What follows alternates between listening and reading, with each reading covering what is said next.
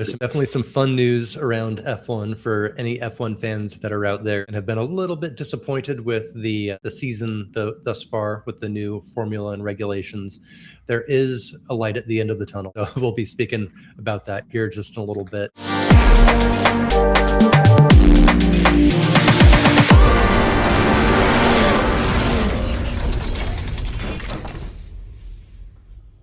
All right, it is time for episode 37 of the Money Shift podcast. And today we're going to be talking about a lot of races that are coming up this weekend, a little bit about the Miami Grand Prix, which just happened over the last weekend, and some of the ways that this is going to tie into the new drivenvehicles.xyz web app.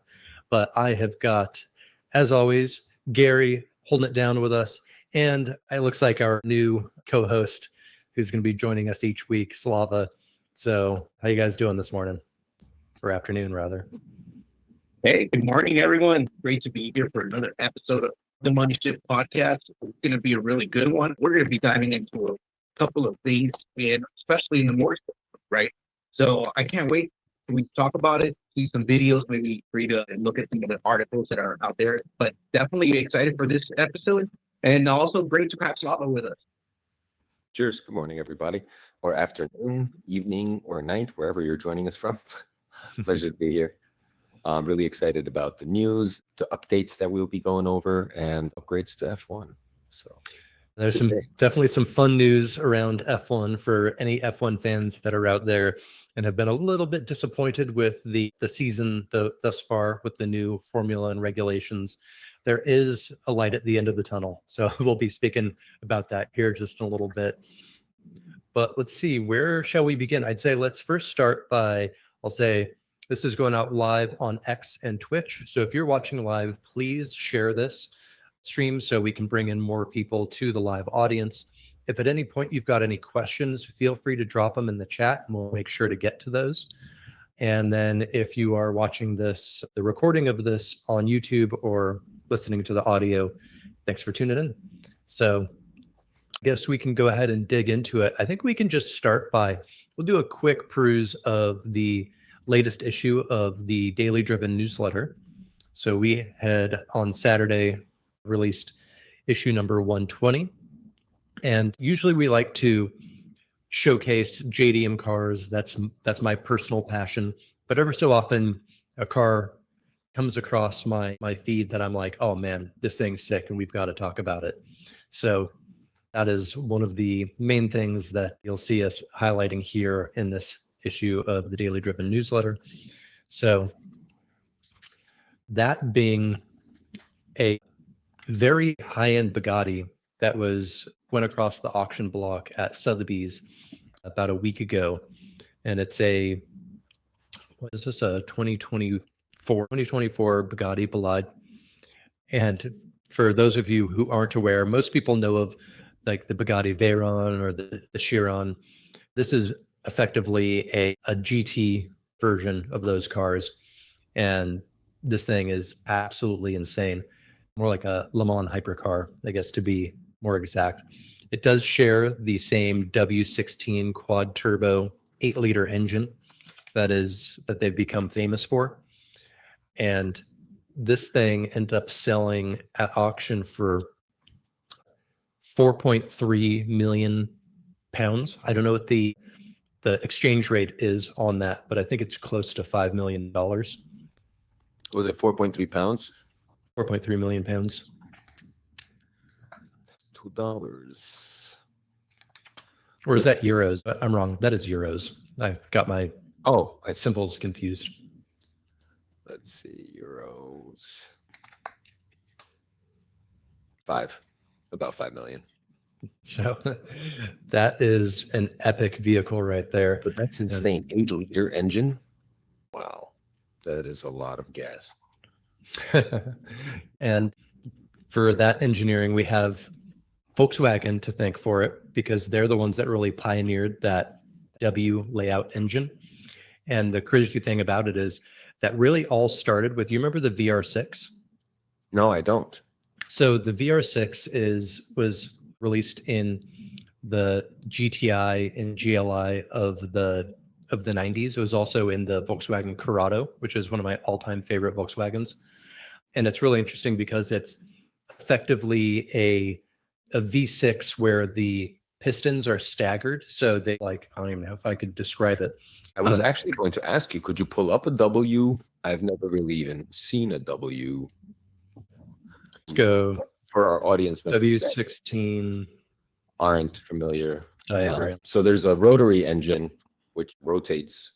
There's also the regular V engine that everyone's used to, where it's like pistons on each side, cylinders on each side, usually evenly matched so that they're balanced. But this W engine is interesting. I've never seen one of these. Let's see if I can find an image of it. There we go. This is a good example right here.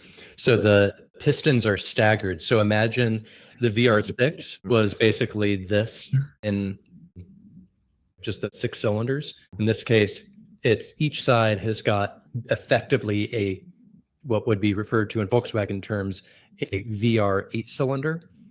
So it's 4 banks of pistons that are staggered and closely nested. Such a wild design. You could get the W12 in a couple of Volkswagen models. The Phaeton was one that comes to mind, which is like super underrated. It was the Volkswagen's like highest end luxury vehicle that was only around for a few years, but you can find them with a W12 motor in it. It's insane. Wow. That looks beautiful. And it's balanced so that it doesn't, I guess, vibrate out of control. That's gorgeous. And then they attach 4 turbos to it. So wow. What's the PSI? I don't know. Let's see. So I came across it interesting that we're talking about boost right now.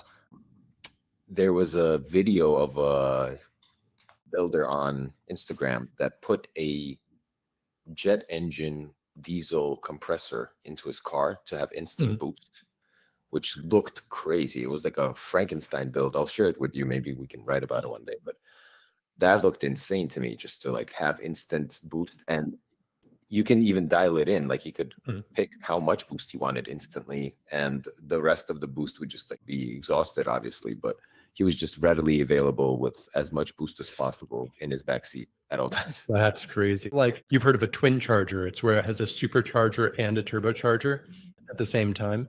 So the supercharger, you get boost from idle basically as soon as you start revving. And turbos, they have turbo lag. It requires the exhaust gases to spool up the turbo to then compress the air. So that's the idea of a twin charger. Even sequential turbos like the Mazda RX-7 had. It had a small turbo and a big turbo. And so small turbo was used at low RPM, and then it would switch to the big turbo at high RPM. Would it switch, or would it use both? I believe it switched between the two. Now, if somebody is watching and they know more about the FDRX7 than I do, please correct me. But I'm pretty sure it would switch, which is why I would call it sequential. They operate in sequence, whereas most turbos, like in the RB26 DETT, that's just 2 like medium-sized turbos. So you get the best of both worlds. Thanks. Yep. But it looks like the Bugatti W16 engine typically runs 18 to 20 PSI of boost pressure, which isn't an insane amount. When you've got 16 cylinders running 20 PSI, you're pumping a lot of air through that thing. 1,600 horsepower, all-wheel drive. Wow.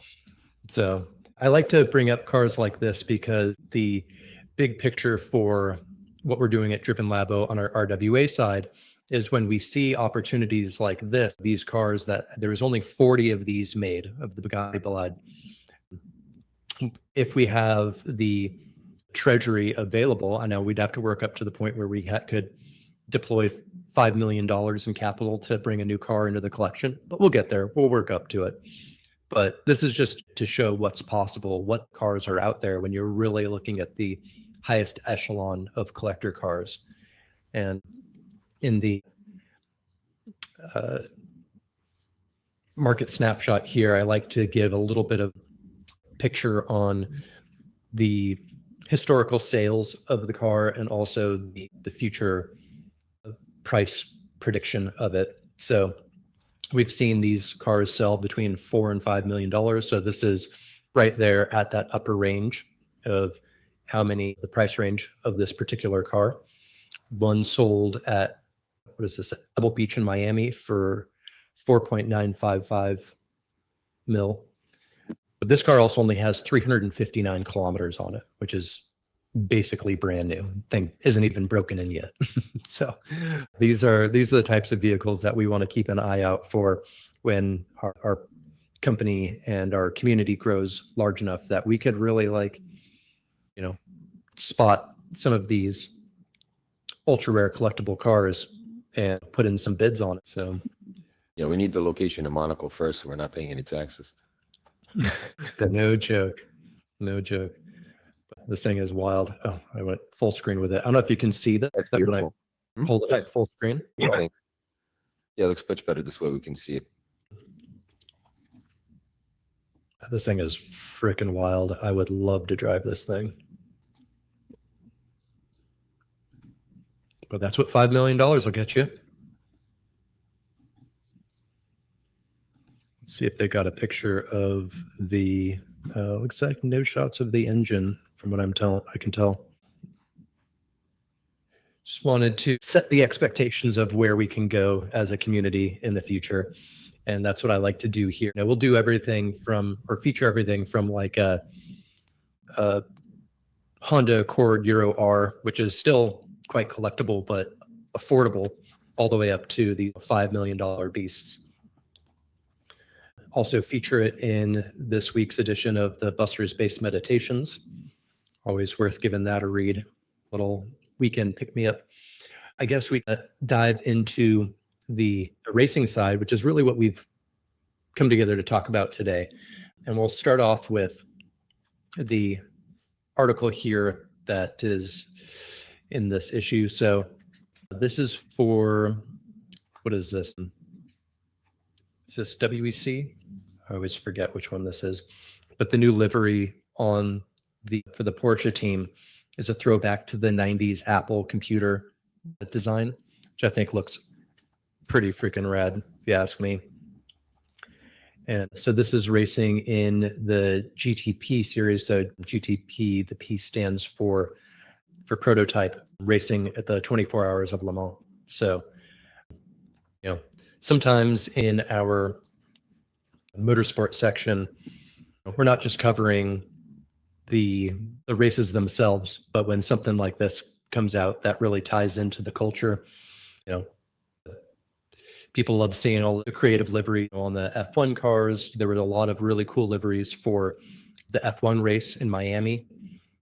But as a designer myself, I tend to geek out on this stuff.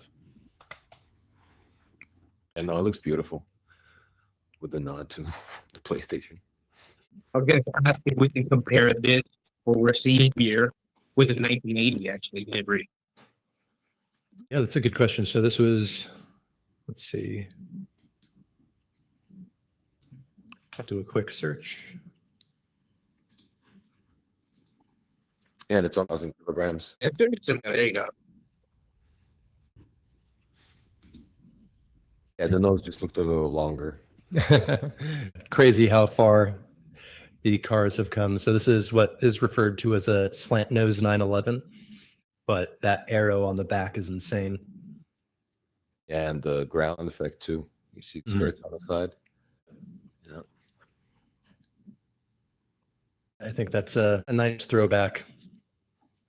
I like the exposed wheels it has on top now for some aerodynamics as well. I didn't notice that at first. Yeah, it's almost open wheel. Oh, there we go. There's the original wheel. We didn't have to go looking. Yep. So that's just a quick little run through the newsletter. So if you're into car culture and crypto, because we always do a little tie into the Web3 industry in here, definitely go check out the Driven Culture newsletter. We got it dropping every Saturday morning with lots of great articles. The story that we covered here is on the Web3 side is the partnership with Doodles and DeLorean Labs. Excuse me. So if this is if this type of content is interesting to you, please do go subscribe. But let's dig into some of the race news coming up. We'll start off with the F1 race. So, we're finally back after a whole month of a break. We couldn't race where there's war going on, obviously. So. Yeah, probably not a good idea. Well, they've done it before, so I wasn't going to put it past them. And they did wait till like last second to finally cancel them, which was really interesting. I guess they were hoping for better news. But we are back, which was awesome. And it did give every single team a whole month to go back to the drawing board and figure out what they're doing right and wrong. And it seems like a lot of them had a bunch of upgrades, and then some of them had none, like Aston Martin. But yeah, it was definitely a fun weekend. I don't know what your take on it was.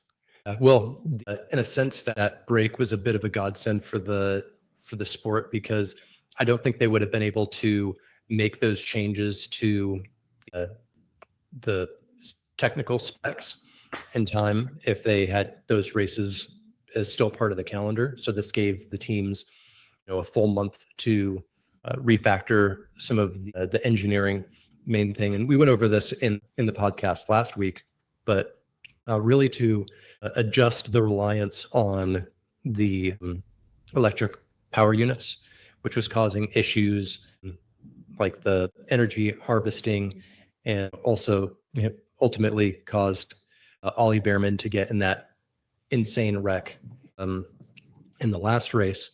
So I think they saw this as the opportunity to try and push some updates. Now, I don't think it was, it was a small step in the right direction. The changes that they made adjusted the amount of time the cars are going to be harvesting energy, which means that they're going to be going much slower, particularly when compared to cars that are actively deploying energy. And so I think it made for a little bit better, like flat out racing. And we didn't see as many issues with people really bogging on the straights. Like you could hear, we were in a watch party, Slav and I were even watching the cars on the straights and listening for the point at which they ran out of energy to deploy. And you could see that they were still 100% throttle, but the car started to slow at that point, which isn't ideal when you're going flat out. But there was a difference, and it was less than before. So like it was improved, but it's still there. And this wasn't even one of the longest straights on the calendar either. So we have longer straights. We have Monza, which is going to be interesting to see how they deal with the back straight going into the front straight right after. Like I don't know where they're going to harvest energy. So we'll see. I don't know. Maybe they'll just keep dialing down those harvest until we just go at 150 as top speed and relying totally on the engine, which we should be doing anyway. One of the cool things I did like with some of these updates were what they were jokingly referring to as the Macarena wing.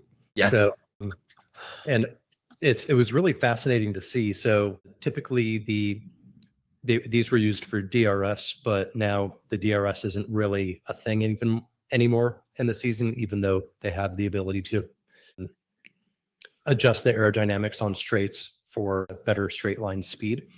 And typically it was just the rear wing that was dropping, laying flat, and allowing them to get more top end speed. But now with the Macarena wing, the whole entire wing rotates 180 degrees, which is cool because it leaves a much wider gap for the air to pass through. I wonder if I can pull up a video on this. But it's not all the teams. It's only 3 of them, I believe. But I'm wondering why the other teams aren't borrowing from it. Like the fastest ones have the Macarena wing. You might as well do it. How do you spell Macarena? I don't even know. M-A-C-A. Oh, One at a time. Okay. One more time. M-A-C-A-R-E-N-A. Hey. Let's see what we can find. Yeah, that's actually an interesting question as well, but I wonder why only 3 teams do that. Well, they might be saving also for later in the season because you can only do so many upgrades in a year and you can only spend so much money in a year. So maybe they just don't have enough left in the budget, or they're saving it for like future upgrades. Yeah, exactly. I was thinking the same. Maybe also they're just like checking if the changes or these updates, right, will work and they can actually compete, right? So Yeah, and sometimes it's not just the wing, right? Sometimes it's the pod itself, and we're only speculating. Like, we're not engineers on the team. I have no idea what data they're looking at. And it might also be like how much time they have in the wind tunnel, and if they have a wind tunnel to test in the first place, because like that's where you'd be testing this aero component anyways, in the wind tunnel. And I Yeah, think a lot of the stuff they test virtually, but I think you do need a wind tunnel to get real accurate data. But there's also like how much time each team has in the wind tunnel, right? So like the higher you are in the leaderboard the year before, the less time you have in the wind tunnel. And the lower you are, the more time you have. So yeah, I'm not sure. Right. Yeah, let's get a real quick look at what this Macarena wing is all about. Oh, there's no volume, by the way. Oh, yeah, we're not hearing it. all right. Yeah, I'm not sure if I'm you gonna started. have to. Oh, let me redo my screen share. Yeah, now it's the front wing and the back wing, not just the back wing. All right, now it should work. Movement on a straight where the entire wing flips 180 degrees over. Now, they reckon that's going to gain them around 5 kph end of straight. So it's actually significant gain at the end of straight compared to the north of DRS type wing. Okay, so it's Yeah, let's see that again. On the straight where the entire wing flips 180 degrees over. Now, they reckon It's interesting they show it there just gingerly rotating, but when you actually see it live at the race, they flip in a flat fraction of a second. And it actually flips the other way, not the way she was describing it. Flips back, forward. Yeah, there's some really interesting new engineering things we're starting to see come out of Formula One, and I hope that it makes for a more interesting season, because the start of the season was a little bit weak with them trying to figure out how to deal with all of the new 50-50 power split. I mean, it started getting off the line. You know what? That was one thing that it didn't really seem it had fixed. So was Antonelli I forget, he got pole position for the sprint race, right?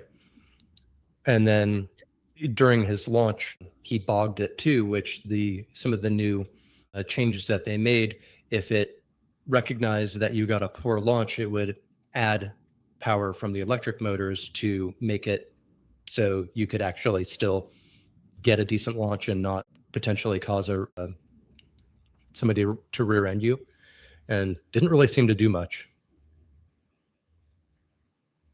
But the big one that we've been hoping and praying for, the big change, does look like it's coming in time for, the 2029 season? I'm sure it'll say in here.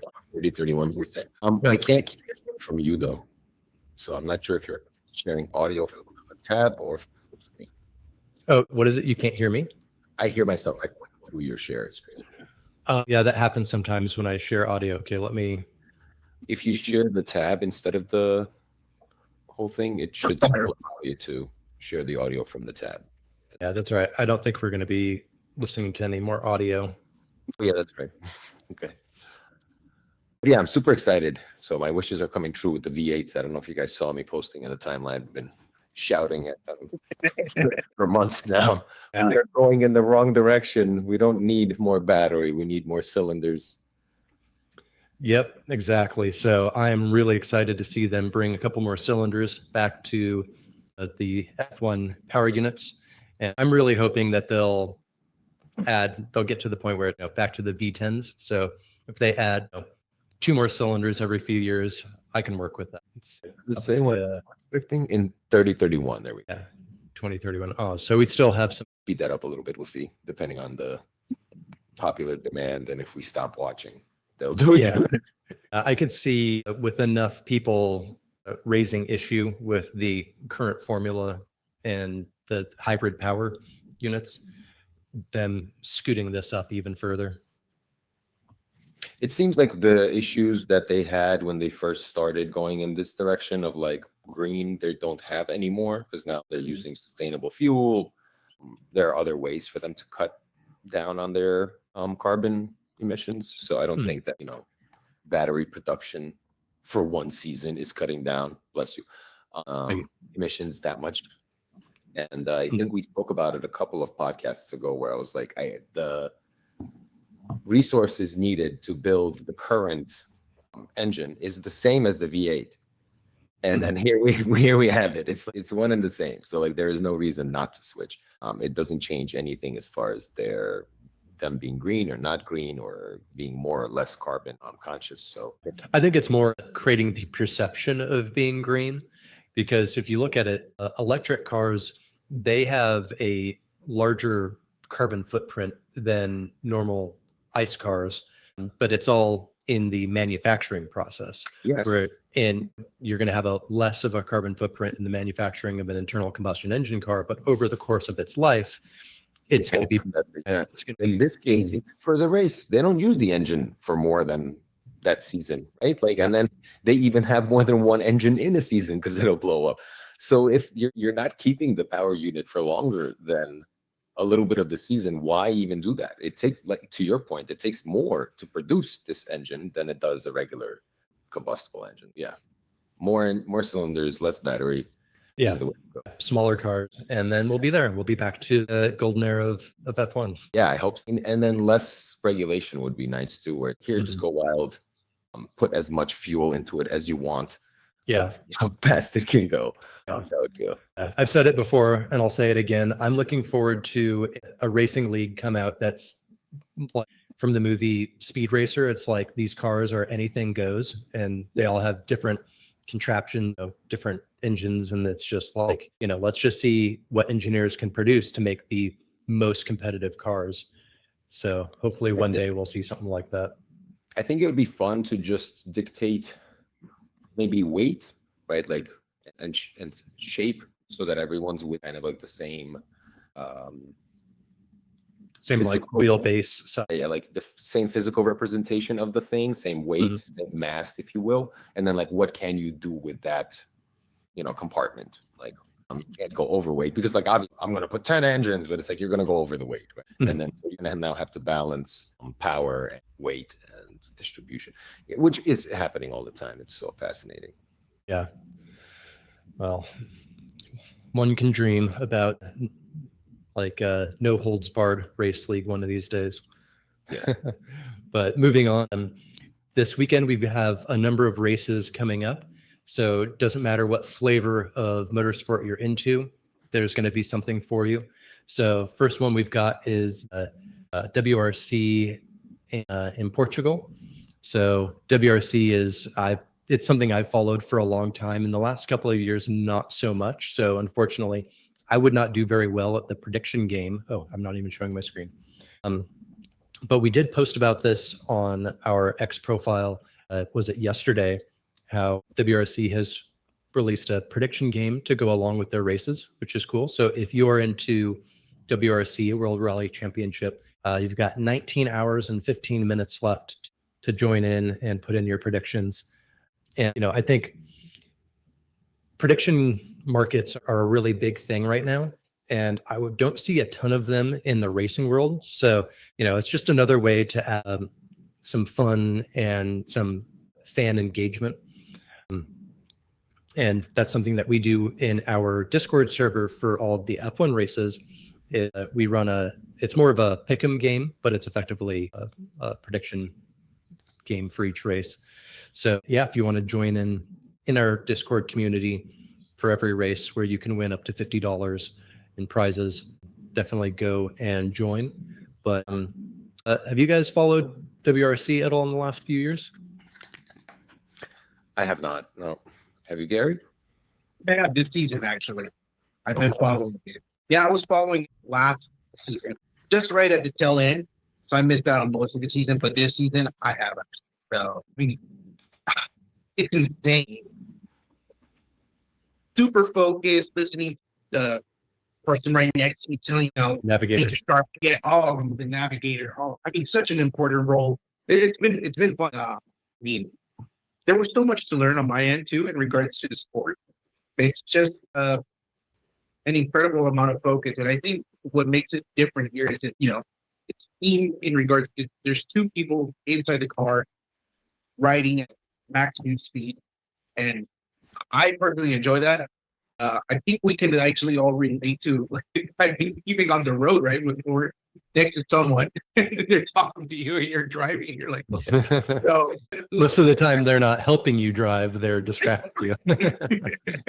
Yeah, I've been following it. And it's just really, as you pointed out, right? We need more kind of fan engagement stuff, motorsport, especially either giveaways, but mostly like more of engagement and fans being part of the sport. So that's what we need more of that. So, and as you pointed out, I think also F1 has launched their own game too. I don't know if we talked about it earlier, or we might have covered it last week. They do have They have like a fantasy league. Fantasy league, exactly. their own mobile game, which also translates into real world, into the real world, right? Yeah, I think you're referring to what we had here in the newsletter with the F1 class, which is like is this the one that an F1 manager game, or is this Kind of like that, but it's Loyal Manager? it's still like what you were mentioning earlier with the fantasy league, but they also kind of like your prediction of like how you think the race will end this weekend. And if you get everything right from pole position to fastest race and how everyone ends the race, you get a free race weekend and they'll pay for it. There was only one person, I think, that's won the prize so far. I think they've been doing it for like 4 or 5 years. Oh wow, Yeah. So Crazy. it's not a very easy prize to very win. challenging. Yeah, Possible. So Right, but and it's right. So like, why not? You might get a free race weekend out of it. It's fun. Just put in some names. It's not a big deal. It's kind of like a lottery ticket for free, and then you get to go into the paddock. I think they give you the paddock like VIP experience for 3 days and whatnot. So it's like the fine. Super. I'd love to win. Going to a race weekend with the VIP experience of like walking through the paddock is by far the best experience I think you can have at any of the F1 events. yeah. Maybe a close second to going to Monaco and partying on a yacht while watching the race. Yeah, but like I don't know, like Monaco would be more for the Monaco experience than the race, because like the race sucks at Monaco. You know that. There's no passing, kind of like going in circles, and it's just the pit stop that might change the race. So I don't know. If it rains in Monaco, it's definitely better, and if the cars get smaller, so we'll see. Yeah, They might be able to- I was just thinking, hanging out on a yacht in Monaco. I always think of when I think yacht, I always think of Kimi running off to his yacht instead of going back to the paddock. That was class. Yeah, Kimi moments. Yeah. So WRC is like a crazy kind of experience, though, like gravel and inanimate objects that won't move. Because if you have room for error, you have room for error on a track. You have zero room for error on the rally course. Like if you pass by a tree, the tree is not going to move. There is no tire barrier for you. There's a big difference. I salute WRC. Did you see Jos Verstappen's rally crash? Yeah, weeks ago. I can't believe he's still doing it as much as he did with his age, and that was a big crash.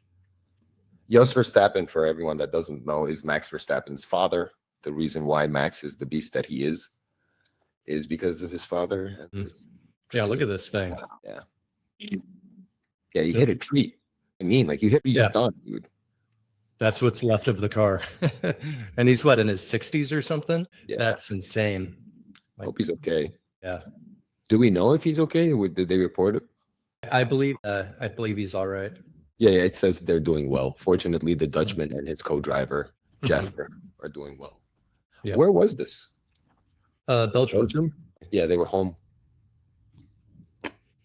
That's just what makes rally racing so extreme. You're not gonna just run into a tire barrier, or worst case scenario like a concrete barrier. Here you've got trees, you've got cliffs, you got all sorts of different terrain as an obstacle. Yeah, and the audience is like right there by the road. Yeah, correct. So that makes it even hard. I mean, now at least we have like barriers where you can't cross, but like before, people would stand on the track. Yeah, no, they'd like be on the track, and then as the car is coming up, then they move out of the way. Yeah, there's some videos of rally drivers driving by like cows. Like, Yeah. because it's back country, so there's like cows just crossing the street, and these dudes are trying to pass them without hitting the cow because you can't see around the corner, and like your navigator is telling you what gear to be in, and the shape of the turn, but they don't know if there's a cow there. So long four, hopefully no cow. Hey, well, in Canada, at the next Grand Prix, they do have to look out for groundhogs. They are an issue. Yeah. Yeah, they like to make their way out onto the track. What was it, Daniel Ricciardo was racing when he called a groundhog last day? Yeah. It's been a couple of years. No, not as bad as hitting a cow, but I still wouldn't want to hit a groundhog, 200 miles an hour. Definitely in not. that one car. But it's interesting how like different racecraft for races, and with rally racing, it's by time. So it's like you're not really I'm seeing it. Yeah, so you're not seeing any other drivers, so you don't know how you compare until you're done. So you literally have to be pushing as hard as you can the whole time because you don't know where your standing is really. I think it's a little easier on the track because you can see the other cars in relation to yourself. So it's like, okay, I need to catch up to the next car. I have some time to maybe save my tires or be a little safer this lap around or something like that. But with rally, I feel like you have no way of knowing until you're done. Plus in rally, like you get a blowout, you're just going to keep going. You're going to be driving top speed with 3 functional tires. Yeah, because there's no pit lane and there's no way to repair. Well, I mean, they try to repair even the audience will try to help you. Yeah, there's some classic clips. Was it the hood had flipped? Yeah, and they stop and the crowd comes out to get it down with like duct tape and shit. Yeah, no, it's awesome. And like sometimes the crowd will help you get out of a ditch. Like it'll be like 30 people all of a sudden trying to carry your car back because it got off the track. I mean, it's a really intimate experience between the audience and the drivers at that point because they're so close and they get to help each other out even or get in each other's way. Totally. Yeah, one of our community members, Stronghold, does rally, or at least he used to do rally and is getting back into it once he builds his WRX again. So, yeah, looking forward to seeing our community members getting out there and participating in motorsports. It could, your local rally club, could even be autocrossing. Yeah, if you're in the Driven Labo community and you do any form of motorsport, we'd love to see what you do, and we'd love to even sponsor you because we are going to be releasing some tools in the Driven Vehicles app in some of the next updates where you can sell sponsorships for your car to get support to be able to afford your passion. So just want to give a quick shout out to Stronghold, our community rally racer, and everybody else out there who had the balls and the finances to race. Yeah, and shout out to Phil. Check out Group B Rally Racing that's now been outlawed because it was so dangerous. Okay. Yeah, Phil, I've seen those videos. That's where the people are standing literally on the road as you're driving past them. And what you were describing, I think, Rex, with them kind of moving as you're driving through them, and you're hoping that they actually get out of the way before you plow into the crowd. Yeah.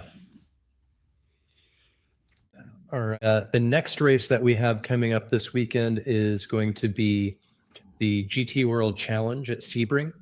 I was it last weekend before? I don't know. It's all a blur. Was at COTA here in Austin for the GT World Challenge, which was an amazing experience. And one of the best parts about it, as Slav was mentioning before, if you can get the F1 experience where you can get down into the paddock, the cool part about this was it was all like general admission could go and walk through the paddock as they're working on the cars. So yeah, that was a really cool experience. Be posting more pictures and video about that to our social platforms soon. And we'll also be releasing a video, which I'll bring us back here. It's a good segue. We have just released a new video series called Rally Point. And in episode 1 is me and Corey talking about some of our plans for this video series, where we're going to be documenting our journey, creating a car club here in Austin and starting to set up events, meetups and what have you in the area. So for the second episode, we filmed that at COTA during the GT World Challenge race. So please do go to our YouTube, Driven Labo, and subscribe to catch that when it drops. I really like there was like 2 shots that were really cool in that episode. One of them, you driving, and there was a camera that was attached to your rear bumper, and you could just hear your car driving. It was way before that. It was earlier. No, it's right here. Yeah, you're right. Although you can't hear it right now because I don't have the audio on. But if you could just pull up that shot, it was really cool. I would just even sit there and watch you driving around from that view. Just, I don't know what it was, just the sound of the turbo spooling up and hissing out, and the rumble of the engine felt really calm, and like the video, passing just felt like a nice little video that I would watch while trying to watch something at night before passing out. It's usually sim racing videos, so it's like, oh, that's some sound. And the other shot was of the drone when you guys were, right there. It was like when you went there. It is. Yeah, that was awesome. So like getting shots like this of the track would be so cool, of like the COTA facility when you guys are out there. Dude, can you explain to me your steering wheel? I was so fascinated by it the whole time. I'm like, wait, why did I not do that when I was in person at Summit? Should have asked you then. I didn't want to be too intrusive. So on my steering wheel? Yeah, like there's a whole like buttons. Like I feel like I can put an agent that you can talk to. Let's see if I can find the interior shot. It was before you guys stopped at that to stop. Like go back. Keep back. Like before you, keep going. It was, right here. This is where you can really see it. This is where I first noticed it, because you were driving and talking and you're holding onto it. So it's like your hand constantly goes back to it. I'm like, what the hell is on your steering wheel? That's not a horn. Yeah. So here we go. Oh. We'll find it. Just a moment. That's really interesting, actually. Now I feel bad I didn't get into your car when I saw it. I should have sat down at least and there we go. Saw the dash. So I built this digital dash for my car. It talks to the Megasquirt standalone ECU. So the keyboard on my steering wheel allows me to go in and tune the car on the fly. So I'm noticing anything weird with the tune, which right now, actually, given that I'm at a completely different altitude, the tune needs some work. I can just go in and edit all of the different parameters that are burned to the standalone ECU right there. Well, but you have forced induction, right? Why would altitude change so much for you? If you think about it like the air pressure, even from it's you're right. Yeah, so the air quality that it's even compressing before it puts it into your engine. That kind of throws everything off. Makes sense. So, but talked about it in one of our other videos. If we go back real quick, actually talk about some of my plans for the computer in, where is it? I'm not seeing it here. Let's go videos. In this one here, Cars and Coffee at COTA. I'm talking to some people that are checking out the car and explaining one of the things I'm planning is to put a local agent on my car computer, so that way it's constantly analyzing the tune and can either suggest changes, or at some point, once I get it really dialed in, when I turn the car off, it stays running and goes in and updates the tune. So next time I drive it, it gets better and better with each drive. So would it then drop your previous tune into some bucket for you to be able to review after? Yep. So it'll go back. Yep. Yeah. It'll always save the previous tune. So I've got a complete history. I can always roll it back. That's very cool. Yeah. So there's a bit of a tangent back to GT World Challenge. Yeah, so we've got that coming up this weekend at Sebring. We've also Indy. Where is this one? I don't even know. Where is it? IMS road course. I don't know where that is. Let's do a little bit of research. But I've been getting more and more into Indy. It's kind of like the American F1, and it's pretty cool. It's pretty competitive. McLaren is one of the sponsors. I'd say Pato O'Ward is probably my favorite driver in Indy. Let's see. Yeah, it's often compared to F1, so I'd love to see where they where they're at now, since the regulations at F1 aren't serving it too well.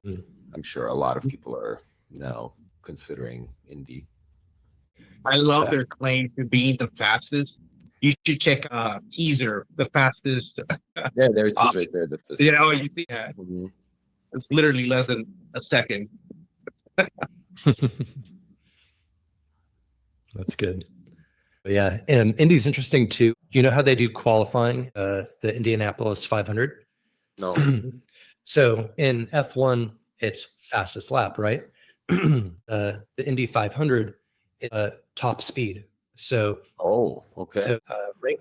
Interesting. So you fell out a little. I think it was a noise canceller, but you said it's by top speed. So like whatever top speed you're able to attain going. Is there a certain place where they mark it, like a start, or is it anywhere?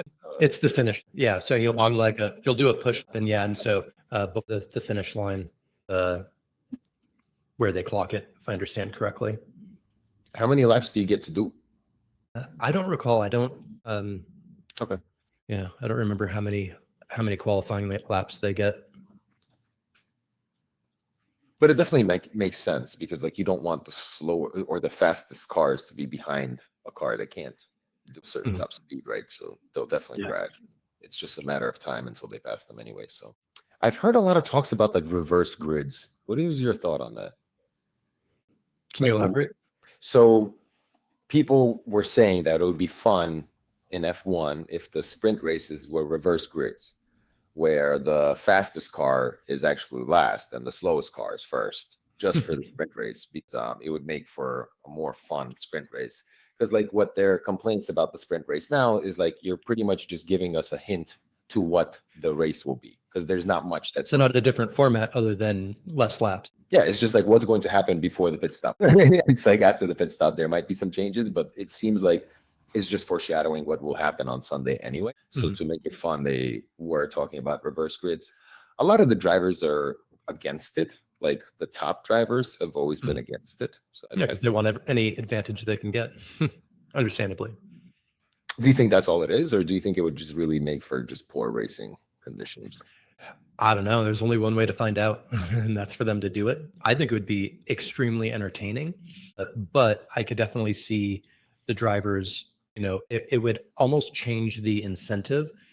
So, Yes, that's true. in qualifying, it's like, okay, everybody's going to be opting to get the slowest lap as opposed to the fastest.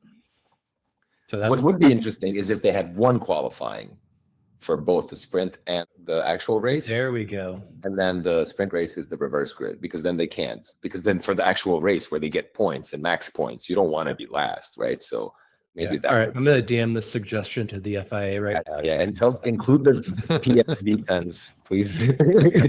2 more cylinders won't hurt. That makes sense. It's funny.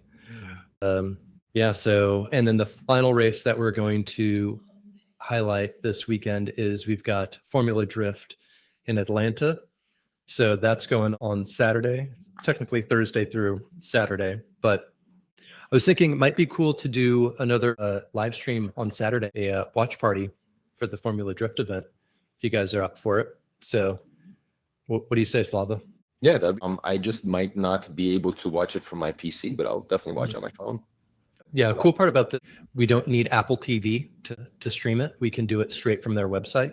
So it's easy enough to get dialed in. And then for that, we'll do it probably the same way that we are doing the F1 watch party live streams, where any Buster holder had access to watch the stream and hang out with us. So if you want to join us for the Formula Drift watch party, and make sure you're holding some Buster, head over to the Labo Discord community.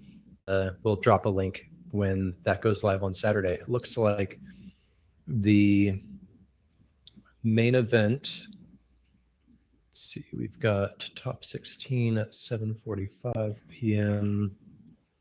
We've got top 32 at 4:30. This is going to be Pacific time. So yeah, we'll probably start from the top 32 at 4:30 p.m. Yeah, sounds great. And we talked a little bit or briefly about like how racing championships have different like rules. Mhm. And I think for the most part, like people know, first car on an F1 track is the one that is, the top Mhm. time on rally is the one that wins because they're the fastest. But like with drifting, how do you earn points? When they're going in tandem, it's not like one car is trying to pass the other. Could you go over a little bit for our audience, like what is the drifting rules and like how do you earn Sure. points? And Yeah, so that's the interesting thing about it is it's not like any other type of racing where first person across the finish line wins. Instead, I equate it more to like professional surfing. So if you know anything about surfing, you have judges that are observing it and they're scoring points based off of the performance of the surfer. In this case, you've got two cars going at a time and they take turn being in the lead. So the points are scored by corner entry, angle, smoke, like proximity to the wall. So if you can skim the wall, you'll get like style points for that. So there's an actual like style category. You touch the wall. Yeah, you want.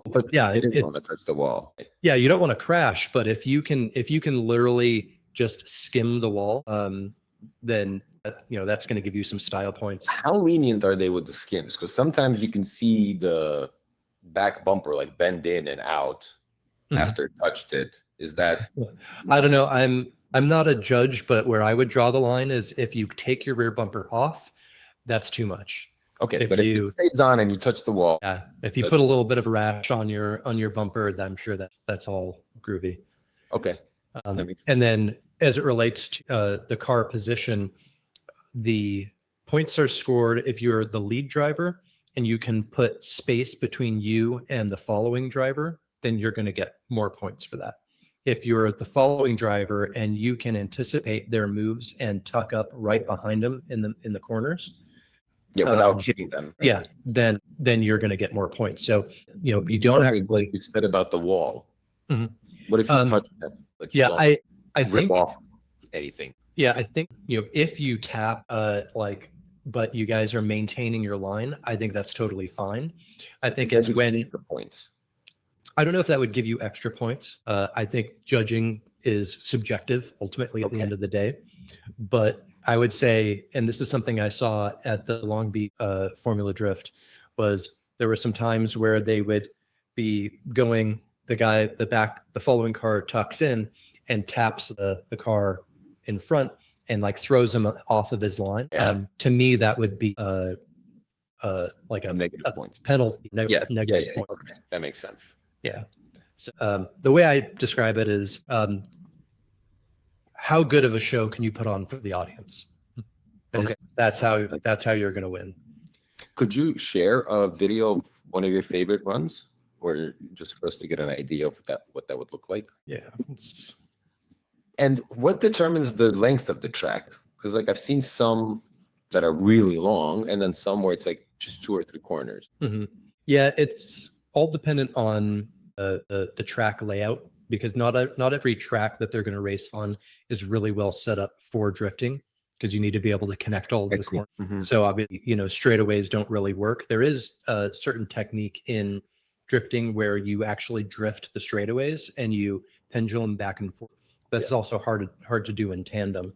So what I'll show you is one of my favorite tracks, Irwindale. And would this affect like your championship points overall? Are there different number of points for the tracks depending on how long they are, or are they all equal?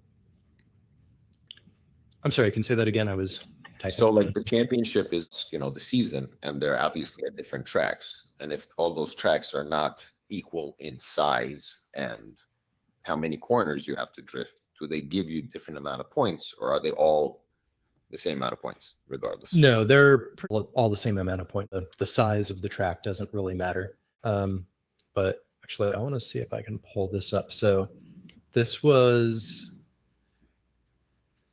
is a classic right here. Let's see if I can find some good footage of it. This is going to be a blast from the past. So Irwindale, 2005. I was there at this event, and this was the first. This was Formula Drift. I was at this one too, but professional drifting event in the country was when what was it?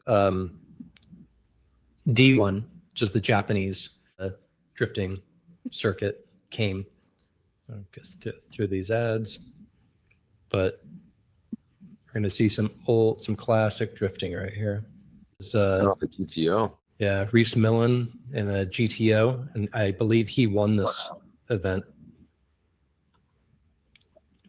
Yeah, the GTO is that's a beast. pretty- Most people, I don't know about the GTO. Yeah, I had a friend that owned one. let's see if we can find some tandem racing here. So this one's cool because they have the banked part of the oval in the back that they get pretty fast, and then they drop into the infield here. Oh, wow. You can tell he's got a serious gap going on. Yeah, see, like this seems a little more challenging as like, the tandem car trying to catch up to the second one. When I watched the Miami, seemed like it was just such a short track. It was not enough space for the front car to really pull away or do anything. Oh, Long Beach. Yeah, sorry. Yeah, Long Beach is pretty short. Yeah, it looked like it gave much space. There we go. Now we got. Yeah, they're not even tucking in that. Oh, he got overtaken. You see that? Yeah. So if the lead car if the lead car is just having a terrible time and the following car can pass, that's a lot of extra points. All right, thank you. Yeah. So it's your quick lesson on drifting. If you also want to learn a little bit more, you can join us on the live stream this weekend, where we'll be watching the Atlanta edition of Formula Drift. So it's all of the events that are coming up this weekend. But I do want to mention we are soon going to be releasing an update within the drivenvehicles.xyz web app, where we'll have a whole category for racing. So currently we are adding races to the calendar, but they're being categorized as track events. Or other. I put mine under other. Okay. Yeah, it's a good idea. But yeah, soon we're going to have like F1, Formula Drift, WRC, WEC, GT World Challenge, Indy, you name it. Every event around the world is going to be listed here, and not only for those that want to attend, but where to watch online. And one of the things I'm hoping that we can get in here soon too is watch parties associated with the event. So say you go to, I think we've got Formula Drift in here, as a matter of fact. We've got Slush. Maybe we don't have it yet. No, not yet. We'll use Slush as an example. So say this is Formula Drift. One of the things I'm hoping that we can get in here within the next month or two is going to be where people can list their watch parties. So you can hang out with friends online or in real life. Like say you go to a bar or something together to watch it. You can find where to watch this with friends. Yeah, I can't wait. That'll be awesome. Yeah. Yeah, and maybe next week we can talk a little about Slush. That seems exciting. Yeah, that's coming May 23rd. So we've a little over 2 weeks before we head out to Denver to the Pikes Peak International Speedway. I'm hoping that we can also get Justin, our lead developer, out there, since he's a local. So haven't confirmed that with him yet. Yeah, it's going to be a lot of fun. We had a meeting, our co-founder Josh today, to go over some of the plans for Slush Motorsports Festival. So really looking forward to that. But yeah, for now, definitely take advantage of the drivenvehicles.xyz web app, where you can discover and list automotive events in your area. In the next set of updates, we're going to be releasing car clubs and vendors. So if you want to join a club, you can find a club in your local area, or if you manage a club, you can do it all through the platform. And then the vendor profiles are for people that support car culture in their area, like a tire shop, tint shop can be listed here. Or say you own, the example I like to give is like you own a boba shop and you want to offer your facility as a place for car clubs to come and hold their meets. you can list it here as well to support the culture. So yeah, a lot of things coming to the web app here soon. And if you have any suggestions, we'd love to hear it. If you go to our Discord server, the team is always really accessible there. And we'd love to get your feedback on how we can make this the best possible resource for IRL car culture. And we're also going to be releasing our beta tester program here soon, where you can earn free premium membership, Buster airdrops, monthly Buster airdrops as a premium member by completing tasks that we need tested from our community when we release new features. You go try it out, give us your feedback, and post your experience on social, and we'll hook you up with some perks, benefits. And if you haven't, you can sign up today for free. All you need is your email. If you don't have a wallet already, it'll spin a wallet up for you. So yeah. And we've got a really big update coming to the app before Slush Motorsports in 2 weeks. And we're going to be introducing the premium account. So there'll always be a free account where you can go and find ways to connect with your local car scene. But if you want to manage events, club, your vendor profile, those are going to be premium memberships, because you're going to be unlocking a ton of value through the app. That's definitely going to be worth that subscription. Yeah, and each subscription will come with some Buster as well to get people started. So you either are a Buster holder now or you become a Buster holder after. So yeah, looking forward to it. Yeah. So, that's our episode for Gary. Did you catch any questions that came through the audience before we close out? Well, one of the things that I was just sharing here, the links to our site in order for the community to take it subscribe right now, that it's free. And at the moment, I'm not seeing any point. It was how much is the F1 event that was one. So good. I want to take this one actually. I was looking at this for a long time. So I really want to get into the paddock. So I'll preface this with first of all, tickets are not the same at every single track. So depending on geographical location, just like real estate, location is everything. So the price of a ticket at Monaco is definitely not the same as Bahrain, right? They're very different geographical regions. So the tickets at Bahrain are a lot cheaper. General admission tickets are always cheaper than any kind of paddock or VIP experience. You can always buy tickets also for just the practice days or qualifying without the race day. The race day is usually the most expensive. And you can get tickets for either the weekend or a day. So if you want to just have the most affordable experience, I'd recommend going, and you want to have the most fun or be able to see stuff, go during the practice days. Those are the most fun. You'll have the most access. There'll be the least amount of people there because no one really goes for the practice days. But if you want to watch the race and you don't really care too much about how much track time you'll get, how much cars you'll see, and how close they'll be to you, then take the actual race day and enjoy it from the grandstands, and you'll be able to, at least see those couple of corners and really enjoy it. The weekend experience is really where it's at. If you can get the VIP experience, it is worth it, I think, because you really get to see the full track. You get access to almost every part of the facility, as opposed to obviously where the team is. And if you don't get the paddock experience, you won't be able to enter the paddock, but the VIP gets to be right above the paddock anyway. So you get to see them change the tire. You have access to all the facilities that are there. And I feel like that's usually the best experience if you're going for an event feeling, as opposed to just going to a race. If you want it to feel like an event, you should do the 3-day. And honestly, the tickets for Bahrain 3 days are not that bad. So I was trying to compare, all right, if I buy a plane ticket and the VIP experience in Bahrain compared to the VIP experience here, will it still be cheaper? And yes, the answer is cheaper, but you still have to fly and then consider, hotels and get family over there and whatnot. So yeah, looking at Circuit of the Americas, if you just want the general admission 3-day pass, that's $450, but that's for 3 days, and that honestly not that bad of a price. And then let's take a look here. We've got grandstands and reserve seating. So general admission, You're not going to get access to the bleachers or the grandstands, are going to be more of like covered areas with more comfortable seats.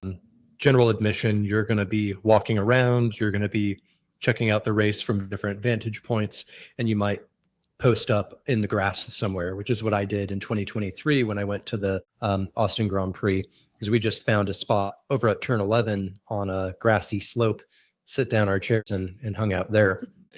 Last time I checked the single day tickets, let's see if they've got details on this now. Yeah, they haven't released the race day tickets. So if you want to go for practice and to see Maroon 5, that's $110, $109.13 plus fees. If you want to go on qualifying day and Post Malone is playing, that's $271.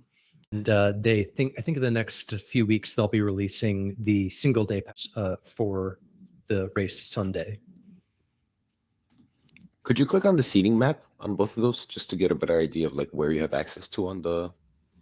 Oh, I clicked the wrong button. See, yeah, there we go. Seating map. All right. So this is turn 11 here, just for reference. This is where, if you can see my mouse. Oh, hey, didn't mean to do that. I was basically right here the whole time where we set up camp. So it's right now showing you general admission of where you can go in the grassy area. For that one day pass. That's Yeah, where you this have is access to? this is general admission, so you get to be the grassy areas to watch from. But let's go take a look real quick at the grandstands. Let's see if that has seating map. There we go. All right, so this is the main grandstand. I like the way they have the elevation in that map. Mhm. Yeah, you can tell. It was funny when I was driving the whatever it was last weekend or the weekend before, I don't even remember. You don't really know how steep of a climb it is up to turn 1 until either walking it or on the track. It's quite a climb. That's interesting. Their turn 1 is a left turn. Mhm. It's one of the few. Usually it's a. Yeah. So that's, what is that? The club seating, grand mezzanine, or main grandstand. Here's lower. Does this show it? Only showing here, but you can see the other ones here, not called out in red. So these are all the different grandstand seating areas. Very cool. Yep. So yeah, with any luck, we're going to have our facility set up at COTA come the Austin Grand Prix. So you could either, get your tickets and come hang out with us to the Driven headquarters, or if you just want to skip the tickets, save some money, and hang out at the Driven headquarters, there is, in fact, I'll show you right here. Actually, let's go back to the other one. I'll show you where we'll have our own viewing platform with seats. Oh my God, view all tickets. Yeah, that was in the practice day. The single day tickets, that was the one that showed the map that you liked. I clicked the wrong button. All right, details, seating map. All right, so right here, this gray square is where the turn 11 car condos are, where we're going to be setting up the Driven headquarters.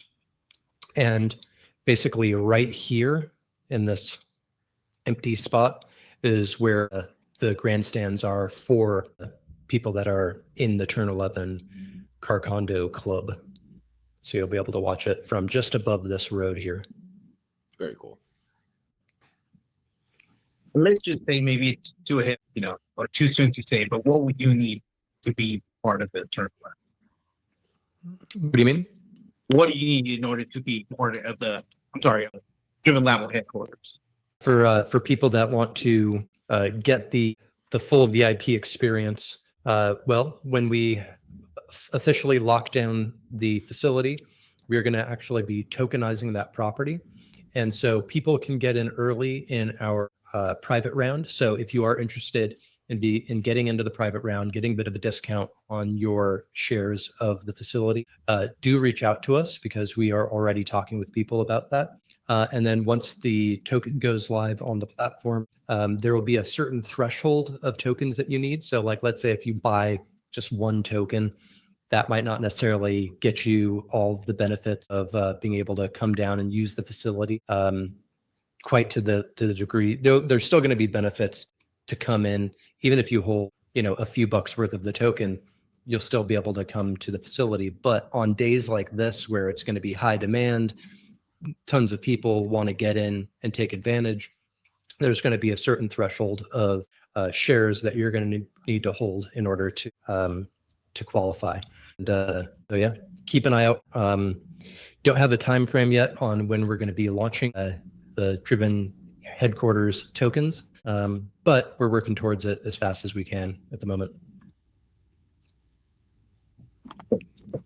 So it's like we're building here and what we're going to be doing for the rest of the year and what we have planned for the future. Now, great episode, great breakdown in regards to a lot of the motors that we covered here. And also shout out to everybody who here, and the community chat. And great question, by the way.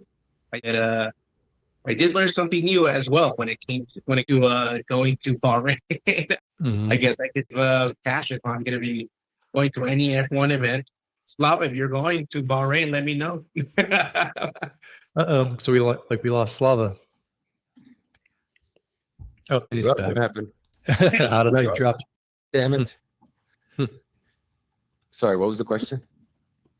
No, not a question. It was, if you're going to Bahrain, let me know. I'll go with you. Oh yeah, definitely. I'll say that. I'll tell my wife I got somebody to go with me. It's fine. She can stay home. Hey, don't leave me. What do you guys? Yeah, all right, we'll take it. No, but it's like $26,000 for that experience here at like one of the cheaper ones. I guess you can go higher, or like $7,000 at Bahrain. So again, even if the ticket's like $1,000, it's still $8,000 to $9,000 for the full experience. I think awesome. Yeah. And like you have less people in Bahrain, so you just walk around and enjoy yourself. I just think that I guess they don't serve you alcohol because it is Bahrain, so it's like the one thing you'll be missing maybe. Yeah, you can 0% Heineken there, although I don't know who would ever want to drink that. Yeah, no thank you. I don't like Heineken even with the alcohol. But that's me. All right. Well, I guess that's a good enough place to end it right there. We are at 1 hour and 20 minutes. This has been a fun chat with you guys, and hopefully everybody who's been hanging out here with us in the live stream. We had about 90 live viewers on X. So thanks for hanging out with us on this Wednesday. We'll be back next Wednesday for another issue, probably diving a little bit more into our plans for Slush Motorsports Festival. Hopefully maybe get a special guest in with us as well. We've got the Builder Burnout Space coming on Friday. We've got a bunch of live stream X Spaces will be in tomorrow. And then, of course, don't forget the Daily Driven newsletter, issue number 121, drops on Saturday. So make sure you go and subscribe to get that in your inbox. Is there anything you guys want to say before we close it up? Looking forward to Friday, burner build. Otherwise, I'm getting back to our little agents and hopefully some sim racing. Yeah. Oh man. Yeah. We need to get some sim racing going. Yeah. I brought my headset upstairs, so I'm going to try to do some of that this week. We'll see. And yeah. Keyboard a little bit. Yeah. Same here. All right. Let me know when you're doing that. I'll jump. We'll go head to head. Yeah. If anyone else that's listening wants to join our Discord and let us know where you're sim racing and what your preferred platform is, we'll try to join you as well. Absolutely. All right. Gary? Yeah, shout out to everybody who was here. Appreciate you all. Thanks for the questions and thanks for the chat, for the engagement. Yeah, we look forward to seeing you guys for the next Build a Burnout on Friday, the Build a Burnout Space. And also for the next episode next week, we have the Money Shift podcast every week at 11 a.m. That'll be 2 p.m. Eastern time zone. Looking forward. And I guess we'll see you guys on to the next one. Yeah. The Formula Drift live stream this weekend in the Discord server. So come hang out with us there. All right, guys. Well, we'll catch you later and have a good one. Cheers. Yeah.